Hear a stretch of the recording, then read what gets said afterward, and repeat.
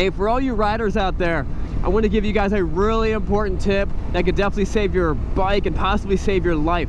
I know this is one of those, I don't know what they call it, Indian summer days. That may be not politically correct to say. I don't know.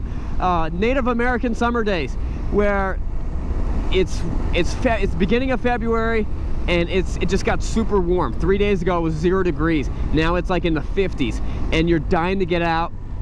There's snow on the ground, but the streets are a little wet, but it's so incredibly warm.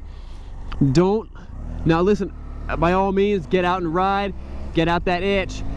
But remember, the streets are still cold, the streets are still wet. There's going to be a lot of cinder on the road. You have to keep an eye out for that. The cinder and also the salt. And sometimes you're getting a lot of mud on the road. All these things can be very, very slippery. So I want you guys to ride. I want you guys to have a lot of fun. I also want you to hold back a little bit. Don't be hitting those corners as fast as you normally do. I know you're pumped. I know your bike's been cooped up inside, but just take it easy. There'll be plenty of perfect days in a couple months just to crush it. But right now, just take it easy. I just had a situation back there where I thought I could try to do a wheelie. I thought I could try to get on it, and the back tire just started spinning, and I was a little surprised. Now, it's okay to be surprised when you're going in a straight line, but when you get surprised when you're making a turn, that could be very dangerous. It could be deadly. All right, guys, we'll see you later. Be safe out there.